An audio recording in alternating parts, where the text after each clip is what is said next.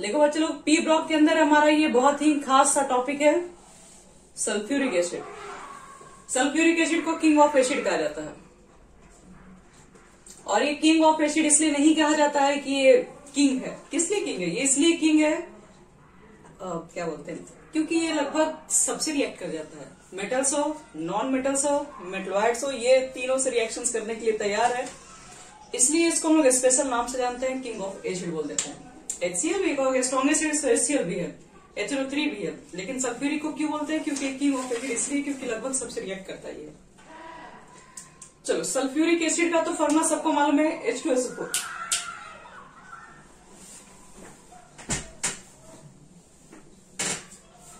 H2SO4 होता है आपके पास king of acid. Sulphuric acid. चलो, अगर मान लो कि अगर मैंने इसमें से अगर एक ऑक्सीजन को कम कर दिया तो क्या बनेगा? ये पीछे बता चुके हैं।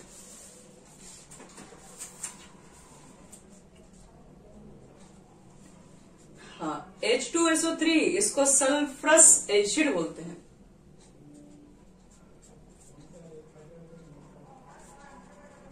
चलिए, एक और कम कर दिया जाए, छोड़ दिया जाए, तो ऐसा आप बोले। और इसमें एक कम कर देंगे तो इतना हो जाएगा, एक ऐड कर देंगे तो कितना हो जाएगा? H2SO5। H2SO5 के लिए कुछ नेमिंग देते हैं। यस, इसको क्या कहते हैं? पर सल्फ्यूरिक एसिड। पर सल्फ्यूरिक एसिड। और पर सल्फ्यूरिक एसिड का एक स्पेशल नेम भी है, शायद आप जानते भी होंगे। इसको बोलते हैं कैरोज एसिड। कैरोज एसिड। ये सब क्वेश्चंस इंपॉर्टेंट होते हैं, क्यों होते हैं आपको बताएंगे इसके बारे में, इसका स्ट्रक्चर समझेंगे तब। और H2, इसमें क्या करो कि 2 से मल्टीप्लाई कर दो और वाटर मॉलिक्यूल बाहर निकाल दो। तो देखो, तो पहले फॉर्मूला क्या बनेगा? 2 से मल्टीप्लाई करके वाटर मॉलिक्यूल बाहर निकालेंगे तो क्या लगता है?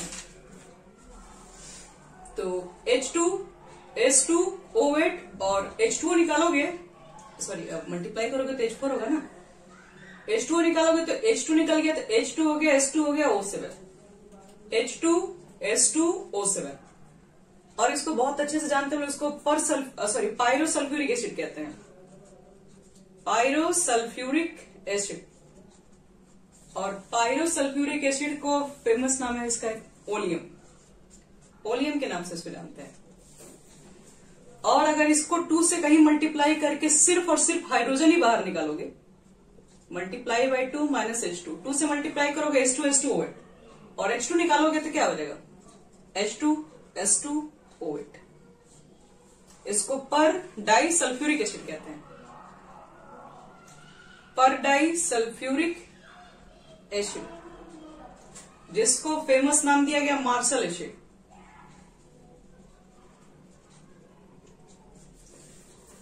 तो कुल मिला के देखो बच्चे लोग, हम लोग जिस तरह से फास्फोरस में पढ़े थे, यहां पर भी पढ़ने के लिए यहां पर कुछ कम है, लेकिन ठीक है, इतना ही हम लोग देखेंगे। सबका नेमिंग वगैरह क्या है, कैसा इसका स्ट्रक्चर है, डाइप्रोटिक है कि ट्राइप्रोटिक है, कि इसके बारे में क्या क्या हो सकता है। तो चलो स्टार्ट करते हैं 1 बाय 1 करके सबके बारे में। पहले स्टार्ट करते हैं सल्फ्यूरिक एसिड से ही ले।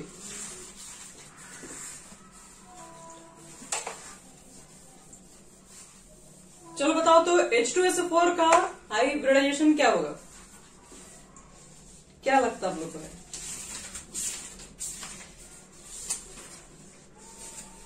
sp3। देख लेगा हम लोग। H2SO4 देखो बच्चे लोग, यहां पे सल्फर के बाहर 6 इलेक्ट्रॉन, 4 है ऑक्सीजन। ऑक्सीजन 4 है तो क्या करेगा? तो इसे गलती मत करना, इसे वैसे बनेगा नहीं स्ट्रक्चर। देखिए बता रहे हैं, सबसे पहले बीच में लो सल्फर को, और हाइड्रोजन तो सबसे लास्ट में रखते हैं, और चारों तरफ रखते हैं ऑक्सीजन। पहले सिंपल स्ट्रक्चर बता रहा है, एक्चुअल में स्ट्रक्चर ऐसा नहीं होता। अब देखिए, सल्फर के बाहर 6 इलेक्ट्रॉन है, तो 2 बॉन्ड इसके साथ, 2 बॉन्ड इसके साथ, एक बॉन्ड यहां पर और एक बॉन्ड यहां पर, और ये एक हाइड्रोजन के साथ बना लिया। तो हो गया पूरा, सबका 8 हो गया, उधर 2 भी पूरा हो गया। तो यहां पर चेक करो सल्फर के पास कितना बॉन्ड पेयर और कितना लोन पेयर। ये चारों बॉन्ड ही पेयर है, 4 ही सिग्मा इसके पास बॉन्ड है, सिग्मा बॉन्ड ही बनाता है रिलेशन में। तो ये आ गया आपके पास sp3 टेट्राहेड्रल स्ट्रक्चर है, और आप इसे स्ट्रक्चर बना देंगे तो क्या होगा, कटेगा नंबर। ठीक से स्ट्रक्चर बनाइए इसका।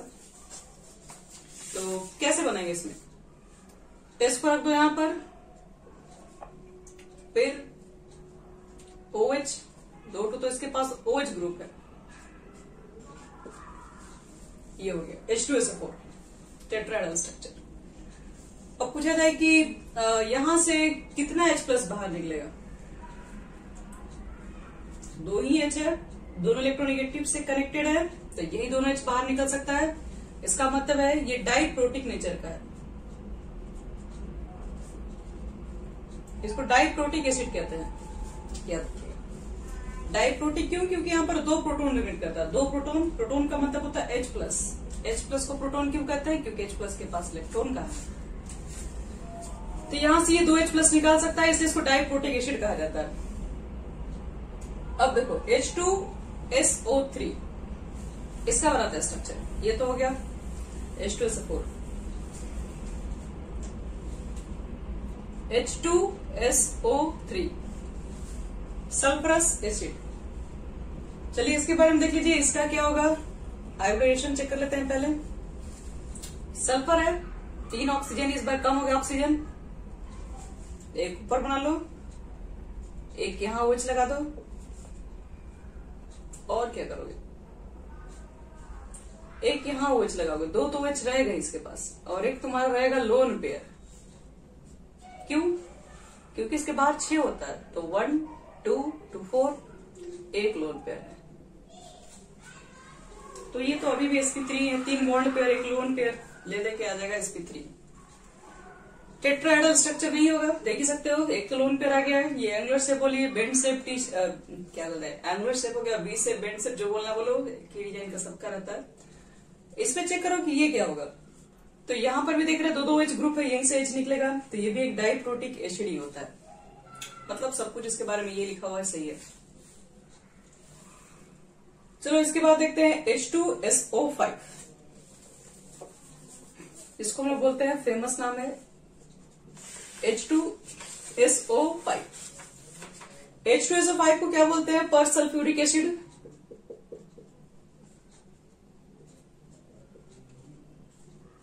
और फेमस नाम कैरोज एसिड। आ जाएगा कैरोज एसिड का, बताओ कि कितना होगा इसमें सल्फर का ऑक्सीडेशन नंबर, कैसे निकालोगे तुम लोग, हाइड्रोजन का 1 × 2 लिखोगे, सल्फर का निकालना है उसको x मान लोगे, ऑक्सीजन का चार्ज कितना लिखोगे, -2 × 5 = 0। क्या लगता है, 2 + x - 10 = 0, तो x की वैल्यू बोल दोगे +8। सल्फर +8 कैसे बना सकता है, तो इसलिए ये गलत हो जाएगा। तो जो भी नॉर्मल तरीके से ऑक्सीडेशन नंबर नहीं निकलता है, वही क्वेश्चन मेन एग्जाम में आता है। इसलिए याद रखना H2SO5 का +8 नहीं होता ऑक्सीडेशन नंबर, कितना होता है, तो देखिए सब कुछ छुपा हुआ है इसके स्ट्रक्चर के अंदर। स्ट्रक्चर कैसा होता है इसका, सल्फर यहां ले लो, H2SO4 कैसे बनाते थे, H2SO4 बनाते थे ऐसे। प्रॉब्लम क्या है कि एक नया ऑक्सीजन बढ़ गया, एडजस्ट करो इसी में कहीं, तो एक निकालो यहीं से, यही डाल दो, लो हो गया। यही हमारा कैरोज एसिड है। इसमें क्या होता है कि एक ऐसा ऑक्सीजन है, ये कैसा ऑक्सीजन है, इसका -2 चार्ज नहीं, आप तो 5 ऑक्सीजन के ऊपर -2 चार्ज पुट करके बना रहे हैं, लेकिन इसके ऊपर तो -1 चार्ज है, क्योंकि यहां से तो इलेक्ट्रॉन इससे निकलेगा भी नहीं। तो इसलिए यहां पर क्या होता है, जिस ऑक्सीजन के ऊपर चार्ज -1 होता है उसको क्या बोलते हैं, ऑक्साइड, सुपर ऑक्साइड, सब ऑक्साइड, पर ऑक्साइड क्या बोलते हैं, ऑक्सीजन जिसके ऊपर माइनस चार्ज, ये पर ऑक्साइड नेचर का हो गया, याद रखना। इसलिए हम लोग यहाँ पर 5 ऑक्सीजन के लिए -2 चार्ज नहीं लिख सकते, इसको ध्यान रखना होगा। चलो इसका भी स्ट्रक्चर क्या है, सारा बॉन्ड्स पेयर दिख रहा है, एक भी लोन पेयर इसके पास है नहीं, ये भी sp3 में ही आ जाएगा। H2S2 हो गया। अब H2S2O7 यानी कि ओलियम।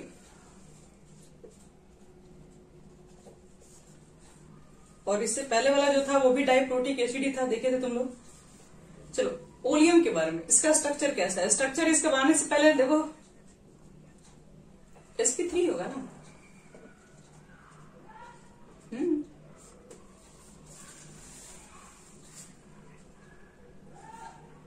सल्फर पे क्या दिक्कत आएगा, ऑक्सीजन ऑक्सीजन पे दिक्कत आया। अच्छा इससे एक चीज बताओ, इसमें कितना सिग्मा बॉन्ड हो गया यहां से, इसमें कितना सिग्मा बॉन्ड है बताओ। इस सल्फर का पूछा, इधर अगर बोला कोई मतलब नहीं हमको है। सल्फर तो अभी भी 4 ही के साथ में है, तो सिग्मा बॉन्ड ही तो सिर्फ पार्टिसिपेट करता है रिएक्शन के अंदर, तो इसलिए sp3 होगा 4 के लिए। चलो बच्चों लोग यहाँ देखो H2S2O7, इसका ट्राई करना हम लोग को है।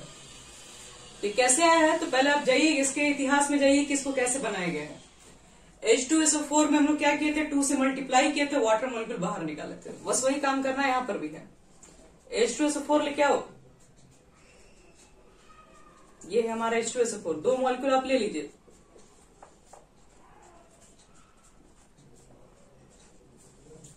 निकालो वाटर मॉलिक्यूल।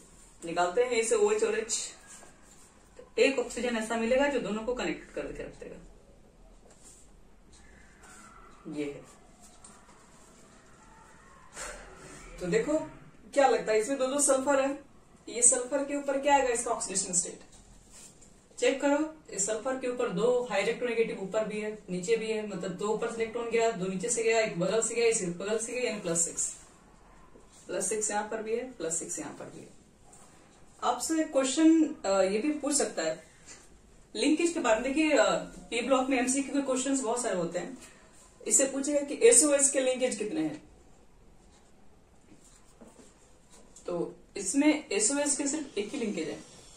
क्या इसमें S' के लिंकेज दिख रहा है कहीं भी? नहीं, ये तो आपस में डायरेक्टली कनेक्टेड नहीं है। तो पूछ देगा कि H2S2O7 में किस तरह के लिंकेज पाया जाता है। 4 ऑप्शन भी आपके पास हो सकता है, तो यही आपके पास एक SO दिख रहा है, SO, H तो कोई पूछता नहीं, SOS दिख रहा है, यही एक लिंकेज नया होता है।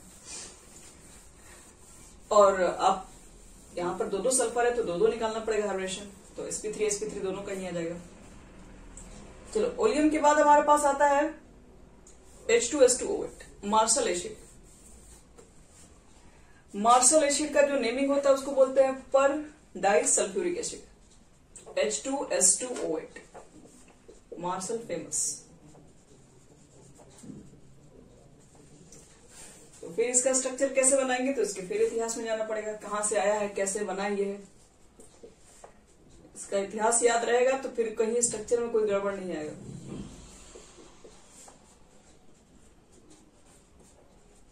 यहां से सिर्फ और सिर्फ वाटर मॉलिक्यूल्स नहीं, सिर्फ H2 निकाला गया है।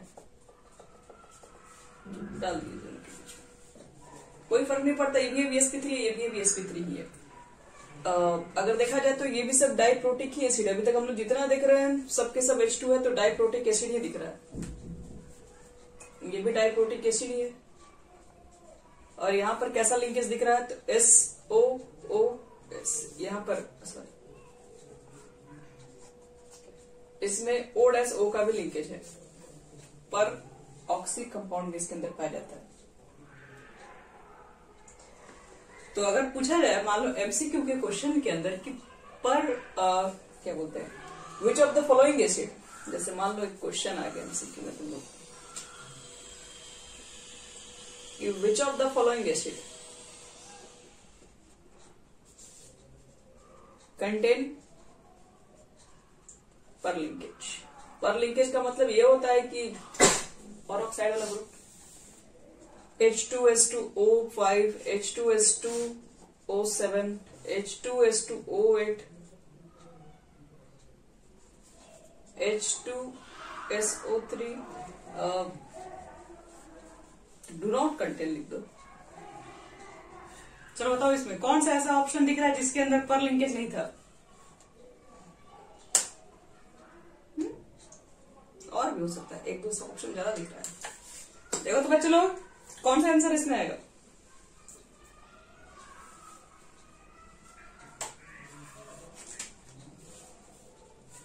देखो एक तो हो गया कैरोल एसिड, ये पहचानो इसको, इसमें बताया था बीच में लाए थे ऑक्सीजन, एक H2SO4 में एडजस्ट नहीं हो रहा था तो बीच में डाल के एडजस्ट किए थे, और एक यहाँ पर H2SO7 में नहीं होता है क्योंकि H2 बाहर निकल जाता है तो बीच में एक ही ऑक्सीजन दोनों से कनेक्ट हो जाता है, तो ये दोनों तो नहीं हो पाएगा। तो H2S2O5 में और H2S2O8 में याद रखना कि पर लिंकेज ग्रुप पाया जाता है। चलिए अब इसके बाद हम लोग नया टॉपिक पढ़ते हैं, मतलब वो भी सल्फर की फैमिली से है, thionic acid series.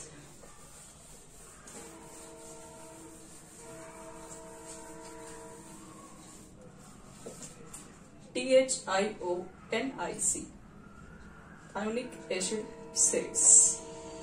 Thionic acid series क्या होता है? जिसके अंदर S' लिंकेज पाया जाता है उसको बोलते हैं थायोनिक एसिड सीरीज, और इसका जनरल फॉर्मूला H2SnO6 होता है। तो सबसे पहला स्टार्ट करते हैं डाइथायोनिक एसिड। डाइथायोनिक एसिड का अगर पूछे जाए फॉर्मूला क्या होगा, तो डाई है तो मतलब N की जगह पर 2 पुट कर दो। N कहाँ है? तो N तो बस एक ही जगह है। तो डाइथायोनिक एसिड का होता है H2S2O6। ये डाइथायोनिक एसिड है। अगर पूछा जाए इसके अंदर कि ये मोनोप्रोटिक है कि बाइप्रोटिक है, डाइप्रोटिक है, आप निकालिए और किस तरह का लिंकेज है भी मालूम कर लीजिए इसमें। तो ये भी कोई हमारे लिए बच्चा का खेल है। 2 सल्फर है तो 2 सल्फर को साथ में ले लो, क्योंकि यहाँ पर डाइथायनी मतलब थायनिक एसिड है तो एसएस लिंकेज ही मिलेगा बीच में। अब क्या करेंगे इसके अंदर, तो यहाँ पर हमारे पास 6 ऑक्सीजन है, 2 हाइड्रोजन को सेट करना है। हाइड्रोजन को सेट करना है तो बगल में लगा तो पहले ऑक्सीजन और इधर डाल दो H और यहाँ डाल दो H। और फिर आगे क्या करें हम लोग, 6 ऑक्सीजन है, 2 हो चुका है, 4 हो चुका है, हो गया 6 हमारे पास। तो इसमें आपके पास एसएस लिंकेज पाए जाते हैं।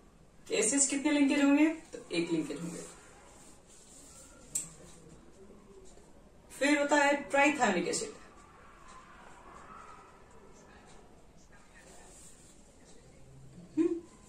समझ सिग्मा बन जा रही है ना। ट्राइथायोनिक एसिड पुट कर दो, इतना नहीं।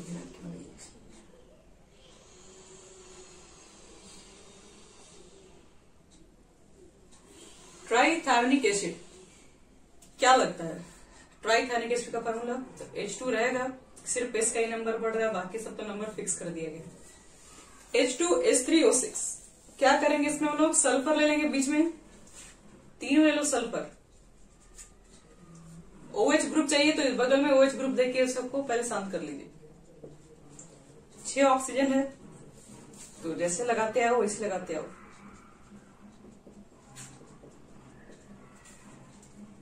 यहां पर जो लिंकेज दिख रहा है वो एस एक तो लिंकेज है, यहां पर 2 तरह के एस लिंकेज पाए जाते हैं।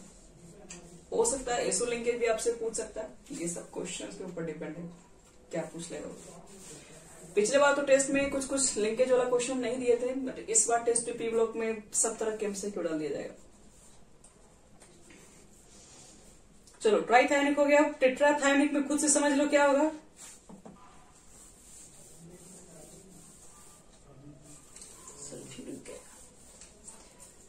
टेट्राथायोनिक एसिड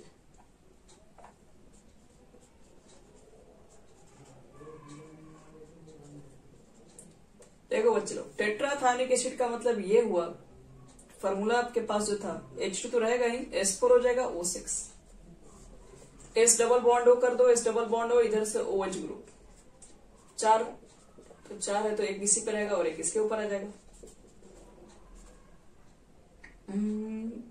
OH। यहाँ पर देखो एक तो ये है, एक ये है और एक ये है, 3 तरह के एसएस लिंकेज है। एसओ लिंकेज पूछ देगा तो 4 तरह के एसओ लिंकेज है, एस डबल बॉन्ड O वाला। अगर हम यहां से 2H निकाल दे, ये डाइप्रोटिक सब है, तो इसका फॉर्मूला क्या हो जाएगा, 1 2 3 4 S4, ठीक है। O कितना है 6 है और ऊपर कितना हो गया 2 माइनस। देखिए ये क्वेश्चन थोड़ा फेमस है, आपसे क्वेश्चन यही पूछ सकता है कि बताओ कि H2S4O6 के अंदर H2 सॉरी इसी को रखे ना, H4O6 के ऊपर 2 माइनस है, बताओ कि इसमें S का हाइब्रिडाइजेशन कितना होगा? क्या लिखोगे तुम लोग?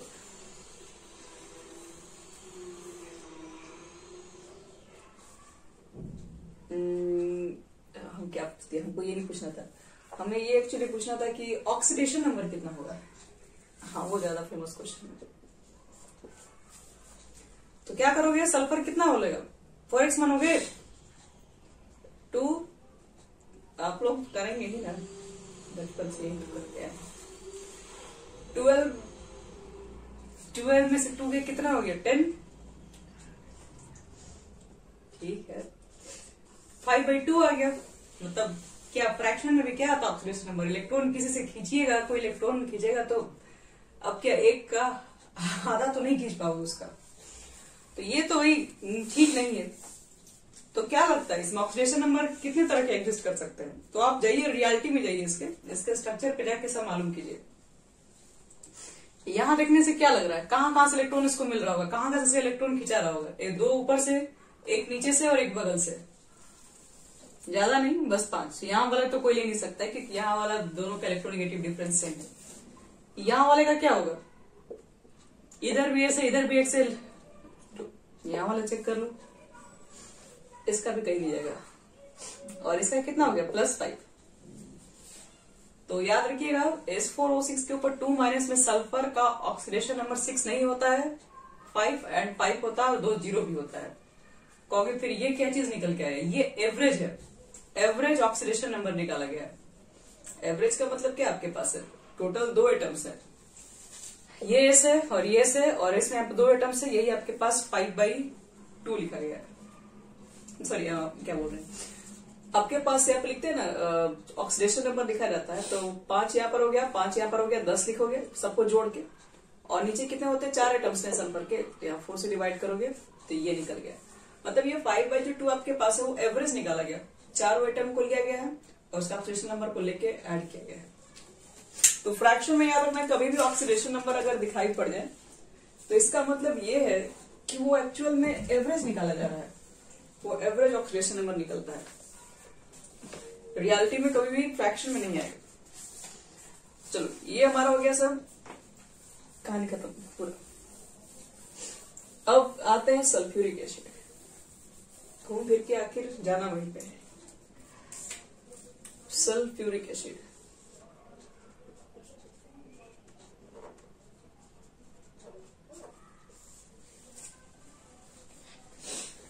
सल्फ्यूरिक एसिड को हम लोग आज समझेंगे कि कांटेक्ट प्रोसेस से H2SO4 कैसे बनाएंगे, यही हमारा आज का उद्देश्य है। इंडस्ट्रियल मेथड, पहली बात याद रखिएगा, इंडस्ट्रियल मेथड से ही हम लोग इसको तैयार करते हैं, और इंडस्ट्रियल में चीजें बनाते वक्त बहुत चीजें ध्यान देनी पड़ती है, वो हर एक चीज पर फोकस करेंगे हम लोग। तो पहले तो याद रखना इसके मैन्युफैक्चर में कि H2SO4, ये इंपॉर्टेंट हो गया क्योंकि ये क्वेश्चन बिहार बोर्ड में तो आ ही चुका है, आप लोग के बोर्ड में नहीं आएगा ये तो मुझे पता ही है, लेकिन आप लोग के बोर्ड में क्वेश्चंस थोड़ा इस तरीके से पूछा जाता है कि ये सब चीजें सल्फ्यूरिक एसिड को बनाने में हो सकता है कौन सा प्रोसेस यूज किया जाएगा, क्या कंडीशन होनी चाहिए, क्या ऑप्टिमम कंडीशन होनी चाहिए, किस तरह का प्रेशर, क्या टेम्परेचर रखनी चाहिए, यही सब हाजिर क्वेश्चन रहता है आपको एग्जाम में। देखो H2SO4 manufactured by contact process.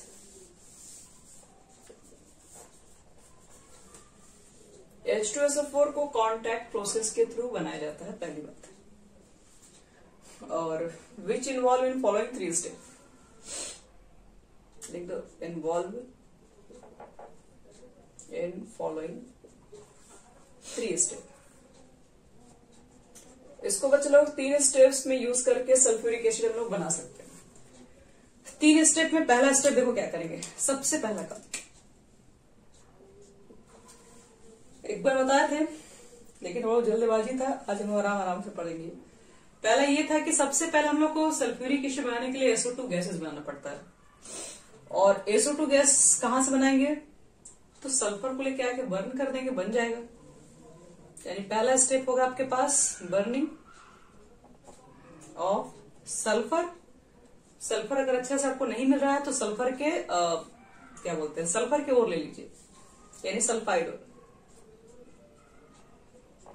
sulfide O in air to form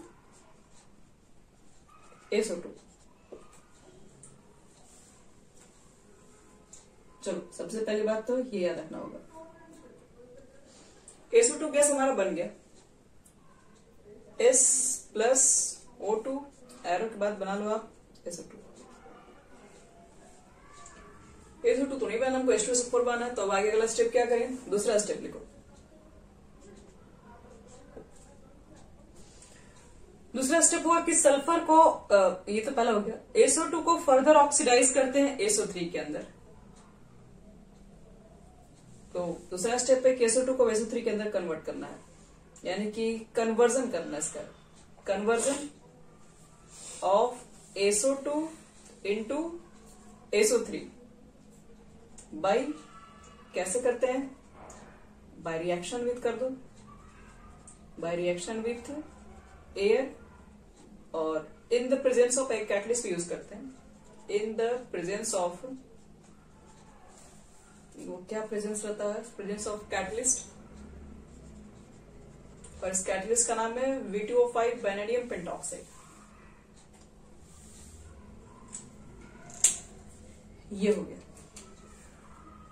चलिए V2O5 के देख लेते हैं, रिएक्शन ही देख लेते हैं क्या है, फिर यही पर अवस्थित है सब।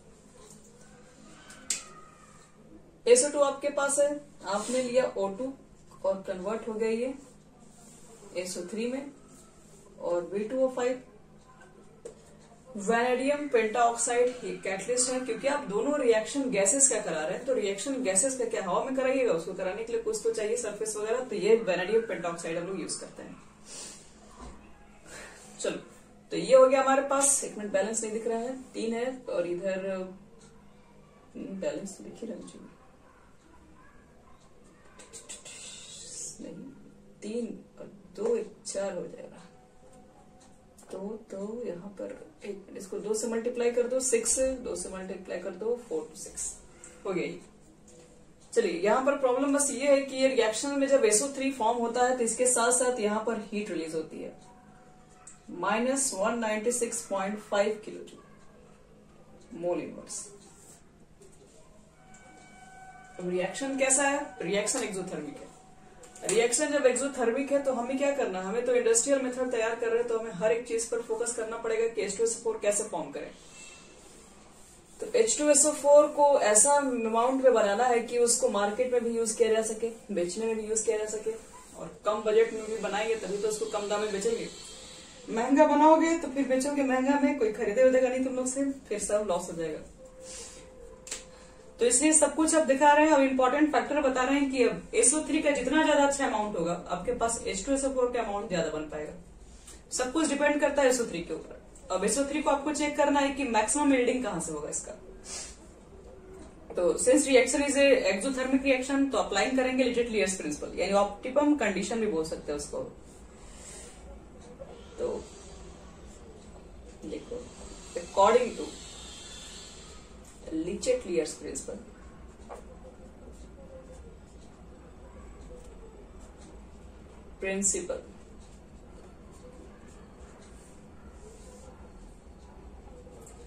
देखो Lichert-Lier's प्रिंसिपल क्या बोलते हैं। तो हम लोग बात करेंगे फेवरेबल कंडीशंस। ये बताते हैं कि according to the Lichert-Lier's principle, the favorable condition for maximum yielding SO3 gas are following system। पहला लिखिए। सबसे पहले ही बात करते हैं प्रेशर। प्रेशर कैसा होना चाहिए, यही देख के बात कर लेते हैं। ये भी गैस ही है, ये भी गैस है, और ये भी गैस है। चेक करना है प्रेशर कैसा रख के चले। तो ये कैसे पता चलेगा, यहां देखो टोटल गैसेस का मॉलिक्यूल्स कितना है, और यहां पर देख लो गैसेस मॉलिक्यूल्स कितने हैं। 3 है इधर, उधर 2 है। तो इधर बच्चे लोग मॉलिक्यूल्स दिख रहा है, वो क्या है, वो मॉलिक्यूल्स ज्यादा है, और जो बनना चाहिए उधर ही मॉलिक्यूल्स कम है। तो हम लोग क्या करेंगे, हम चाहेंगे कि रिएक्शन थोड़ा फास्ट हो, फास्ट हो तो हम लोग क्या करेंगे, प्रेशर ज्यादा लगाएंगे ताकि दोनों मॉलिक्यूल्स और नजदीक नजदीक आके आपस में जल्दी से कंबाइन करके SO3 में कन्वर्ट होंगे। इसका मतलब है कि प्रेशर ज्यादा यहाँ पे रखना पड़ेगा क्योंकि रिएक्टेंट्स के मोल्स यहाँ पर क्या है, ज्यादा है। तो पहला कंडीशन लिखो हाई प्रेशर, हाई प्रेशर लिख सकते हैं इसके बारे में कि since the forward reaction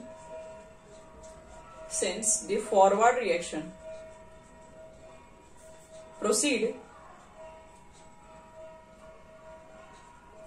with decreased number of moles,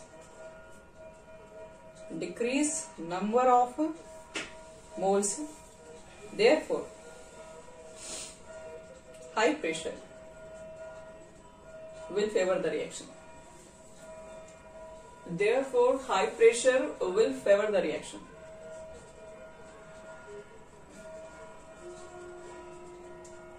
इस रिएक्शन को फेवर करने के लिए प्रेशर थोड़ा ज्यादा देना पड़ेगा, पहली बात ये।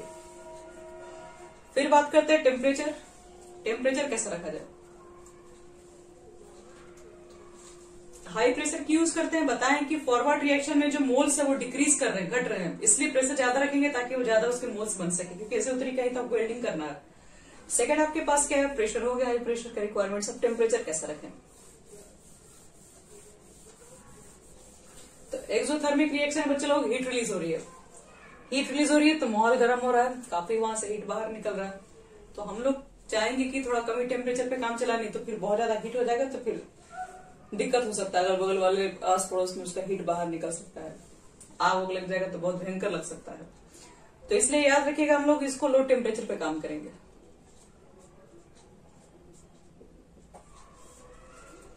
देखिए, since forward reaction is exothermic, since forward reaction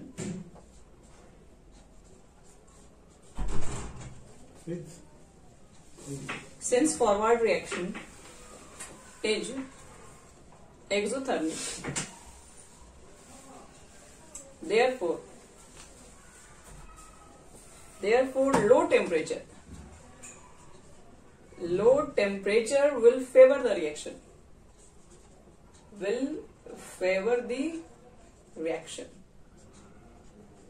आपका जो फॉरवर्ड टेम्परेचर है दिखाई पड़ रहा है कि एक्सोथर्मिक नेचर का, मतलब हीट रिलीज हो रहा है, तो टेम्परेचर आप कम रख के चलेंगे तो आपको रिएक्शन मतलब SO3 का एल्डिंग अच्छा होगा, आपको इंडस्ट्रियल मेथड है तो बनाने में ज्यादा हेल्प मिलेगा। Third step, catalyst.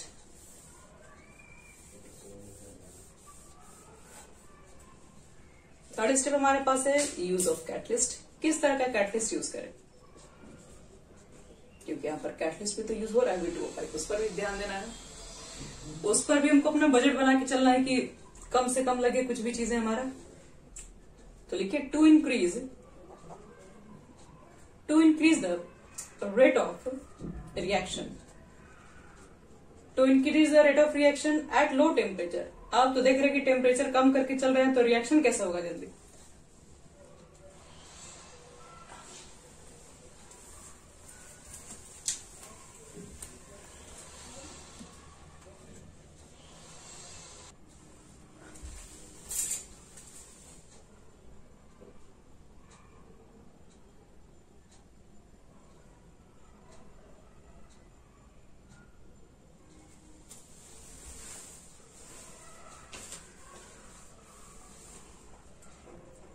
चलो, to increase the rate of reaction at low temperature, a catalyst is to be used. Catalyst का यूज करने का भी मेन मकसद है कि लो टेम्परेचर पे ज्यादातर हम लोग कैटलिस्ट यूज करके थोड़ा अपना रिएक्शन फास्ट करवाते हैं। और द कॉमन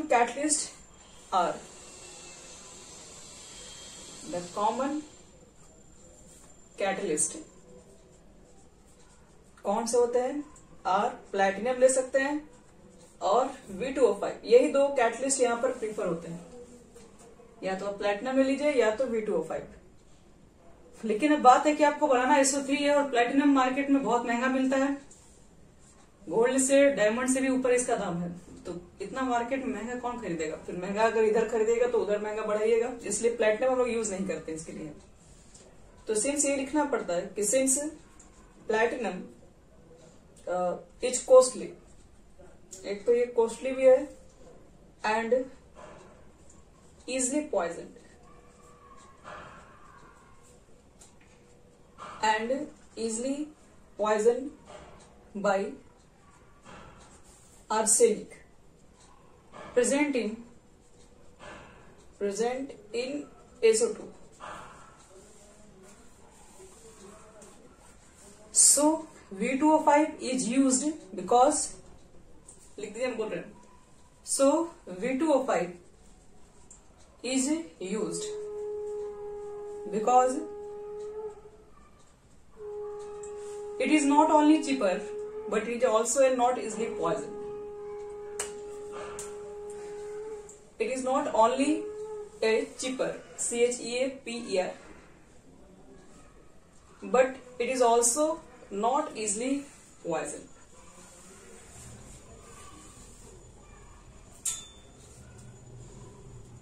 तो कैटलिस्ट कौन सा यूज करते हैं देख लिए. V2O5 यूज करते हैं, प्लेटिनम यूज कर सकते थे, लेकिन दिक्कत है दो चीज, एक तो महंगा और दूसरी बात अब आप ले रहे हैं ऑक्साइड SO2 निकल रहा है तो एक तरीके का सल्फाइड ओर वगैरह. सल्फाइड ओर में क्या होता है, आर्सेनिक वगैरह ये सब चीजें जो क्या रहती है वो इम्प्योरिटीज के फॉर्म में प्रेजेंट ही रहती है, जो कि आपके पास प्लेटिनम को क्या कर सकता है, इजिली पॉइजन करेगा. पॉइजन करने का मतलब है कि फिर वो जल्दी SO2 गैसेस वगैरह एब्जॉर्ब करना बंद कर देगा, तो फिर रिएक्शन आपका क्या हो जाएगा, स्लो हो जाएगा. इसलिए हम लोग V2O5 को यूज करते हैं प्लेटिनम की जगह पे. लास्ट स्टेप क्या कहते हैं, इतना तो हमें मालूम चल गया कि अब SO3 का यील्डिंग अच्छा कैसे होगा, उसके लिए कंडीशन इतना सारा हम लिख चुके हैं. अब लास्ट चीज हमको चेक करना है कि अभी H2SO4 बनेगा कैसे. अब H2SO4 बना नहीं हमारा है, तो अब क्या लिखेंगे, नेक्स्ट लिखेंगे SO3 is formed, SO3 gas form. इतना यील्डिंग करने के बाद अच्छा सारा चीजें मेथड यूज करने के बाद SO3 हम लोग गैस फॉर्म कर लिए. SO gas is formed और इसके बाद इसको हम लोग क्या करते हैं कि SO3 गैस को पास करते हैं H2SO4. देखो SO3 gas formed is passed through H2SO4 to form oleum. पहले हम लोग क्या करते हैं, SO3 गैस बनाते हैं. SO3 गैस अगर हमारा बन जाता है तो उसके बाद उस गैस को हम लोग पास करते हैं कहां पर, तो कॉन्सेंट्रेटेड H2SO4 में. और जैसे पास करते हैं तो बनता है सबसे पहले ओलियम. ओलियम मतलब है SO3 और H2SO4 और बन जाएगा क्या, H2S2O7. ये बन गया आपका ओलियम. और जैसे ओलियम बनेगा तो विच ऑन डाइल्यूशन, इसको आप डाइल्यूट कर दीजिए, which on dilution with water.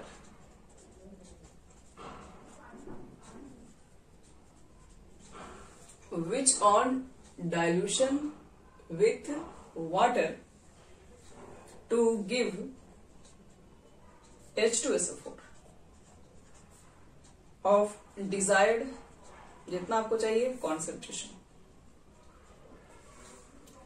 Oleum जैसे बना लोगे, ओलियम बनाने के बाद क्या करना है कि H2S2O7 को लेके आना है, वाटर में उसको डाल देना है और वाटर में डालने के बाद क्या होगा, उसमें H2SO4 जितना बनाना है बनाइए. तो याद रखना है कि पहले तो तुमको बनाना पड़ेगा ओलियम. ओलियम के अंदर क्या होता है, ओलियम के अंदर आपके पास SO3 गैसेस H2SO4 के अंदर आपके पास प्रेजेंट रहती है. तो पहले ओलियम बना लो, फिर उस ओलियम को H2O में डाल दो, उसके बाद जितना चाहे उतना आप सल्फ्यूरिक एसिड बना सकते हैं. तो यही है इसके अंदर, यही आपके पास बड़ा सा क्या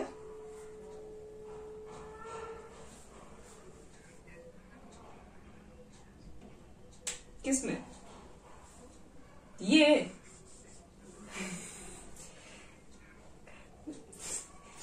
एक मिनट,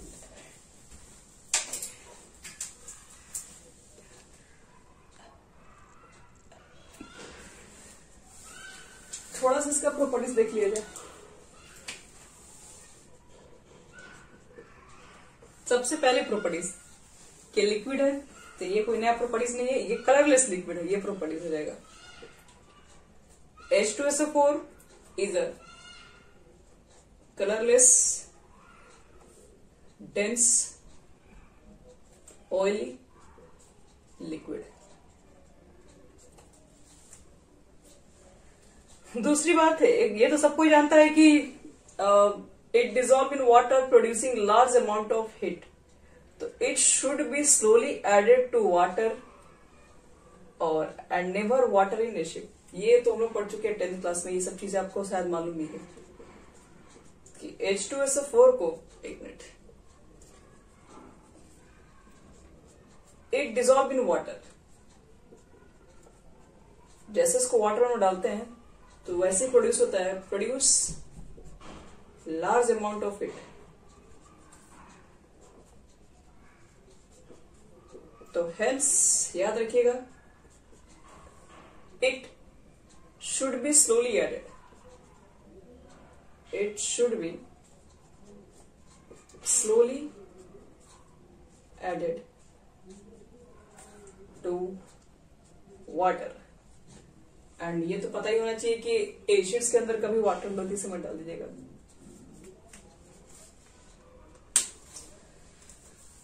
ये हो गया दो चीजें, large amount of heat produce. देखो क्या होता है, वाटर होता है, वाटर में आप क्या करते हैं, एक बूंद एसिड के डालते हैं, उसको 5 बार हिलाएंगे, उससे क्या होगा कि वो जो हीट जो जनरेट हो रहा है वो आसानी से, ज्यादा अमाउंट ऑफ आपके पास वाटर है, आसानी से वो एब्जॉर्ब कर लेगा। क्यों एब्जॉर्ब कर लेता है वो भी बताएंगे, क्योंकि उसके बीच में बॉन्डिंग बन रहा होता है। और ये तो मालूम होना चाहिए सबको कि जो H2SO4 है वो एक बहुत ही अच्छा स्ट्रॉन्ग एसिड होता है और डाइप्रोटिक हो गया, ये भी हमें मालूम चल गया। तीसरी इसकी इंपॉर्टेंट, अब समझ लो कि केमिकल प्रॉपर्टीज ही ऊपर बात कर रहे हैं। ये लास्ट ही हमारे पास, इसके बारे में पूरा खत्म हो गया इन्फॉर्मेशन। देखो H2SO4 जो आपके पास होता है एक अच्छा ऑक्सीडाइजिंग एजेंट भी होता है। H2SO4 के बारे में देखते हैं, बहुत सारे रिएक्शंस करवा रहे होते हैं ऑक्सीडेशन पे। आप देखते हैं कि बहुत सारा अल्कोहल से एसिड वगैरह, एसिड तो लगभग H2SO4 हर जगह उसका यूज किया जाता है। तो आप पहले इसके बारे में एक लाइन चेक कर लेते हैं कि इसका ऑक्सीडाइजिंग पावर्स के बारे में, क्यों इसका यूज हम लोग ऑक्सीडाइजिंग नेचर में कर पाते हैं। तो ऑक्सीडाइजिंग एजेंट लिखो, पहला प्रॉपर्टी,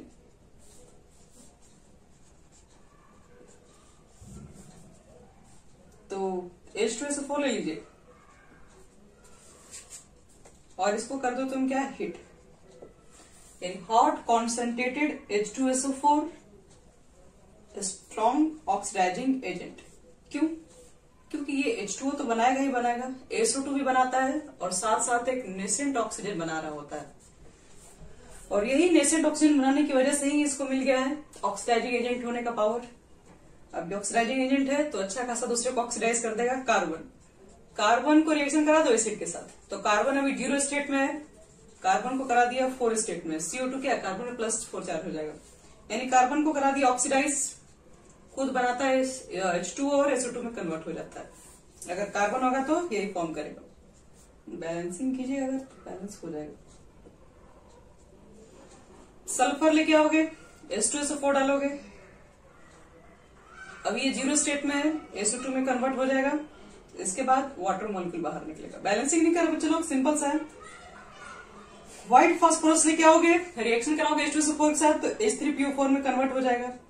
मेटल्स पे लेके आओगे तो मेटल का सल्फेट बना देगा। तो कहने का मतलब है, सबको ऑक्सीडाइज करा देता है, इसलिए एक अच्छा ऑक्सीडाइजिंग एजेंट है। कोई पूछेगा भी H2SO4 एक अच्छा ऑक्सीडाइजिंग एजेंट क्यों है, तो रीजन भी है क्योंकि ये नेसेंट ऑक्सीजन फॉर्म करता है, इसलिए इसको हम लोग यूज करते हैं ऑक्सीडाइजिंग एजेंट में। अब बात करते हैं थर्ड इसकी प्रॉपर्टी, डिहाइड्रेटिंग नेचर। आपको मालूम होना चाहिए कि ये अच्छा खासा वाटर मॉलिक्यूल को भी अब्सॉर्ब करने का पावर रखता है। Dehydrating nature,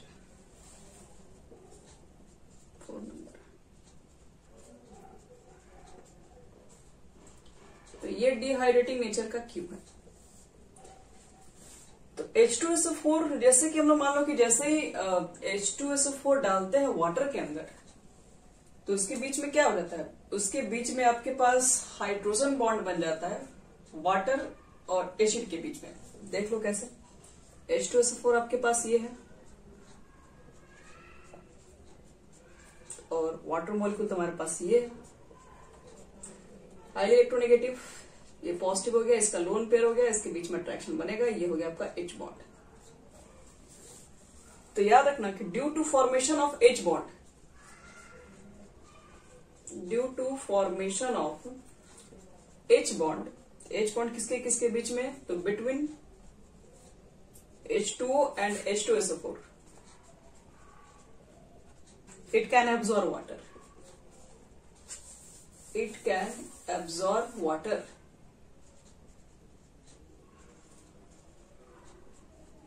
And can act as dehydrating agent. इसलिए इसका यूज हम लोग डिहाइड्रेटिंग एजेंट में कर सकते हैं। क्यों? क्योंकि ये वाटर मॉलिक्यूल को एब्जॉर्ब कर लेता है। क्यों एब्जॉर्ब कर लेगा? क्योंकि वाटर मॉलिक्यूल के साथ ये H बॉन्डिंग बना लेगा। अगर कभी भी क्वेश्चन आ जाए कि H2SO4 एक अच्छा डिहाइड्रेटिंग एजेंट क्यों है, यही रीजन हम लोग देंगे। हाइड्रोजन बॉन्ड की फॉर्मेशन की वजह से ये वाटर मॉलिक्यूल को ऑब्जर्व कर लेता है। और डाइल्यूशन के बारे में तो बता ही दिए। ये डाइल्यूशन करते हुए ध्यान देना चाहिए कैसे कैसे डाइल्यूशन करना है। अब कुछ है इसके अंदर। H2SO4 के अंदर कितना पी पाई कितना पी पाई डी पाई बॉन्ड है, ये मान लो तुम लोग को पता करना होगा। ये लास्ट क्वेश्चन हमारा है इसमें। देखो तो कितना होना चाहिए। सल्फर ले लो। देखो एक तो तुम्हारे पास दो ही डबल बॉन्ड है, sp3 इसका हाइब्रिडेशन है, तो इसका मतलब है कि 4 सिग्मा बॉन्ड जो होंगे, 4 ऑर्बिटल्स इसका यूज होने वाला है सिग्मा बॉन्ड में। तो पाई बॉन्ड में कौन कौन सा होगा? सल्फर का एटॉमिक नंबर 16। तो लास्ट में क्या करोगे? 3s2 करते हो, 3p4 करते हो। s में 2 हो गया, p में 4 इलेक्ट्रॉन्स आपके पास होंगे, और d वाला तो पूरी तरीके से खाली ही होगा। 4 इलेक्ट्रॉन एक्साइट कीजिए। आप एक्साइट यहाँ पे करेंगे, एक को यहाँ पे करेंगे आगे। तो 1 इलेक्ट्रॉन्स इसमें, 3 इलेक्ट्रॉन्स यहाँ पर आएगा, बाकी 2 आगे में एक्साइट कर जाएगा। सिग्मा बॉन्ड बच्चे लोग बनाएंगे, ये बनेगा सिंगल बॉन्ड, हाइब्रिडेशन के अंदर जाएगा। यही 2 आपके पास बचेंगे, दोनों डी वाला बचा हुआ है। ऑक्सीजन का जब भी यूज होगा पी यूज होगा, तो पी पाई डी पाई हमेशा इसका यूज होगा, ये पी पाई डी पाई बनाएगा। तो H2SO4 के अंदर क्या रखना? पी पाई डी पाई ही बॉन्ड्स बनता है दोनों के दोनों। बस हो गया हमारा ये ऑक्सीजन फैमिली कंप्लीट।